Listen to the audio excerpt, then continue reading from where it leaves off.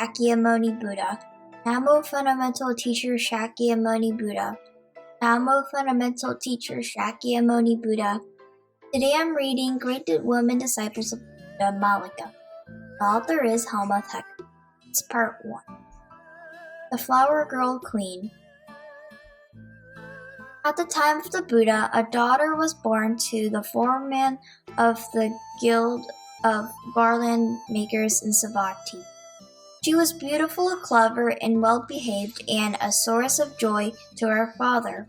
Her name was Mallika. One day, when she had just turned 16, she went to the public flower gardens with her girlfriends, taking three portions of fermented rice along in her basket for her meal. When she was just leaving by the city gate, a group of Aztecs came into town to obtain alms. Their leader stood out, one whose grandeur and sublime beauty impressed her so much that she impulsively offered him all the food in her basket. That great Aztec was the Buddha, the awakened one. He let her put her offering into his bowl. After Mallika, without knowing to who she had given the food, she had prostrated at his feet. She walked on full of joy. The Buddha smiled. Ananda, who knew that the enlightened one does not smile without a reason, asked why. The Buddha replied that this girl would reap the benefits of her gift this very same day by becoming the queen of Kosala. This sounded unbelievable. How could the king of Kosala elevate a woman of low caste to the rank of queen? In the India of those days, with its very strict caste system, this seemed quite impossible. The ruler over the United Kingdom of Benares and Kosala in the Ganges Valley was King Pasenadi, the mightiest monarch of his day. At that time, he was at war with his neighbor Ajatasattu,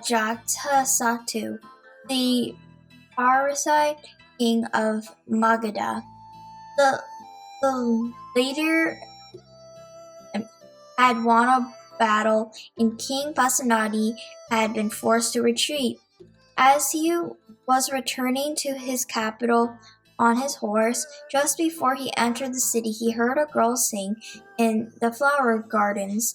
It was Mallika, who was singing melodiously because of her joy in meeting the illustrious sage.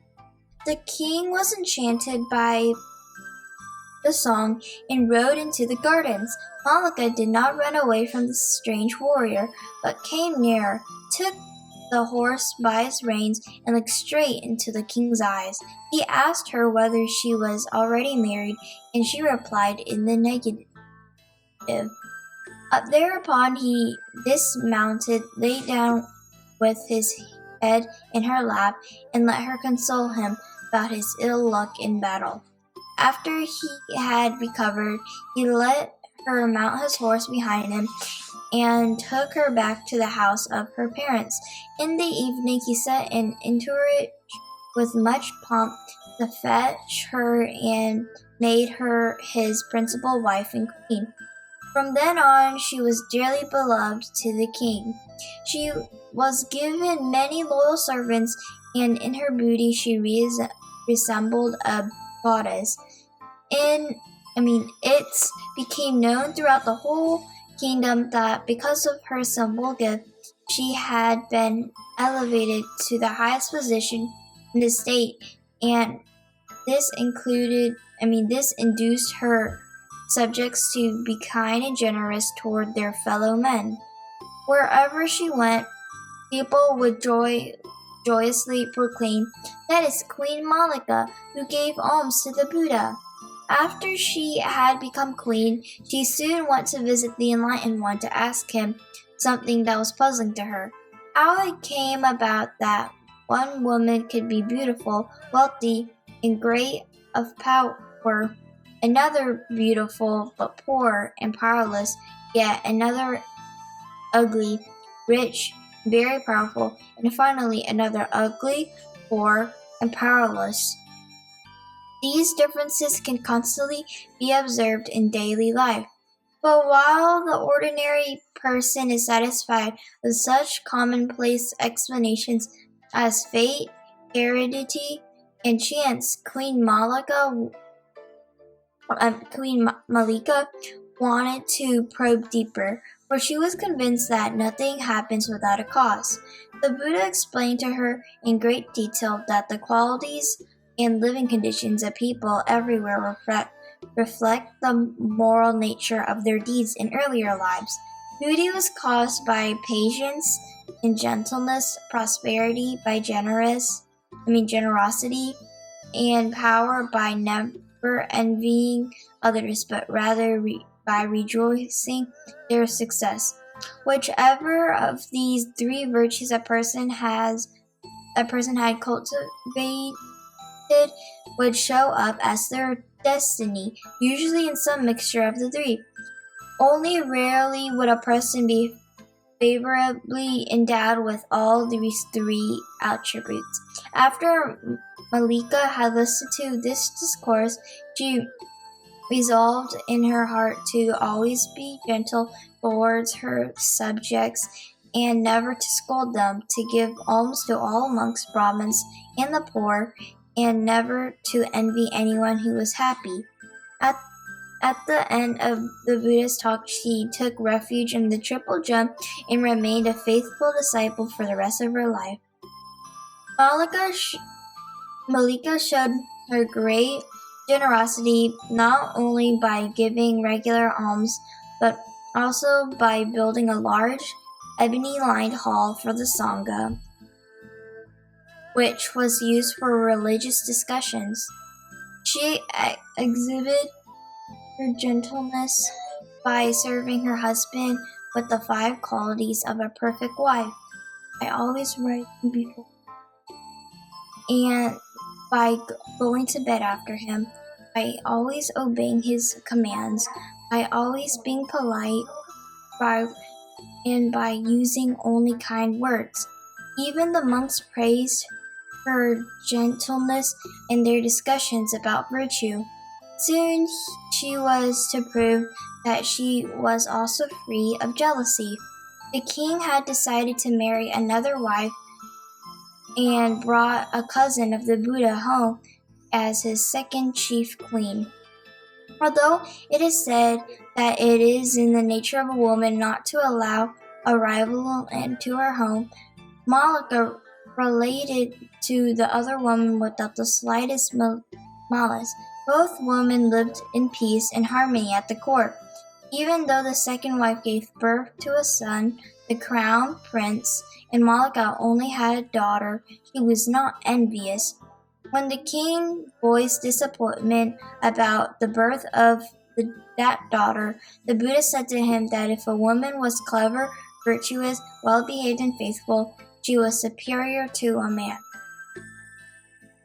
Then she might become the wife of a great queen and give birth to a mighty ruler. When the daughter, Princess Vajira, grew up, she in fact became Queen of Magadha. After Malika had become a faithful lady, devotee of the Buddha, she also won her husband over to the Dhamma. That happened as follows. One night the king had a succession of 16 disturbing dreams during which he heard gruesome, unfathomable sounds from 4 voices, which uttered "Du sa na so." He woke up in the middle of the night, gripped by terror, and sitting upright, trembling. He awaited the sunrise. The next day, when his Brahmin priest asked him whether he had slept well, he related He related the horror of the night and asked them what he should do to counteract such a menace. The Brahmins declared that he would have to offer a great sacrifice to pacify the evil spirits, and out of fear the king agreed to this suggestion. The Brahmins rejoiced, thinking of the gifts they would surely reap for conducting the sacrifice, and they busily began to make preparations. They had a sacrificial altar built and many animals tied to posts as victims for the offering. For greater efficacy, they demanded the sacrifice of 4 human beings as well, and these also awaited their death, tied to posts.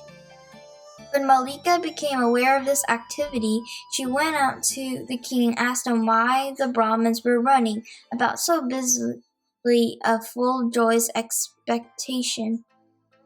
The king replied that she did not pay enough attention to him and did not know his sorrows. Thereupon he told her of his dreams. Malika asked the king whether he had also consulted the first and best of Brahmins about the meaning of the dreams. The Buddha, the foremost in the world of gods and humans, one of the best of all Brahmins, King Pasenadi decided to ask the awakened one's advice and went to the Jetavana monastery. He related his dreams to the Buddha and asked him what would happen to him. Nothing, the awakened one replied, and explained the meaning to him. 16 dreams, he said, were prophecies showing that living conditions on earth would deteriorate steadily due to the increasing moral laxity of the kings. In a meditative moment, King Pasenadi had been able to see the future occurrences within his sphere of interest because he was a monarch concerned with the well-being of his subjects. The 4 voices which he had heard during the 4 men the 4 voices which he had heard belonged to the 4 men who had lived in Savatthi and had been seducers of married women.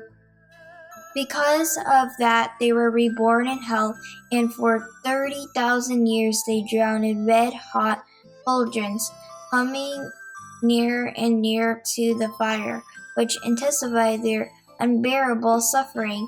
During another 30,000 years, they slowly rose up in those iron cauldrons and had now come to the rim, where they could once again at least breathe the air of the human realm.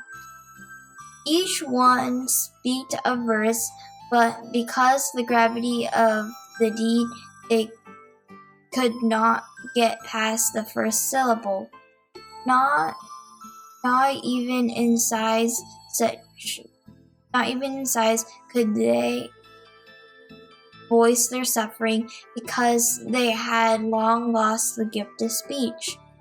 The 4 verses which start in Pali with do, sa, na, and so were recognized by the Buddha as follows.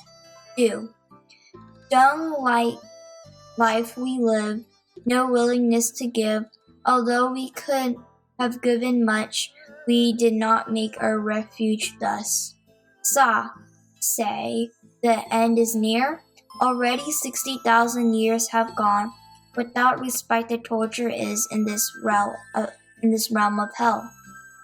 Na, not no end near. Oh, would it end? No end in sight for us, who once did misdeeds here, for me, for you, for both of us. And so, could I only leave this place and raise myself to the human realm, I would be kind and moral too, and do good deeds abundantly. Here's the quote of the day. Whatever words we utter should be chosen with care, for people will hear them and be influenced by them for good or ill. May every living being, our minds as one and radiant with light, share the fruits of peace with heart of goodness luminous and bright. If people hear and see how hands and hearts can find in giving unity, may their minds awake to great compassion and wisdom and to joy. May kindness bring reward. May all who sorrow leave their grief and pain. May this boundless light break the darkness of their endless night. Because our hearts are one, this world of pain turns into paradise. May all become compassionate and wise. May all become compassionate and wise. Namo Fundamental Teacher Shakyamuni Buddha. Namo Fundamental Teacher Shakyamuni Buddha. Namo Fundamental Teacher Shakyamuni Buddha.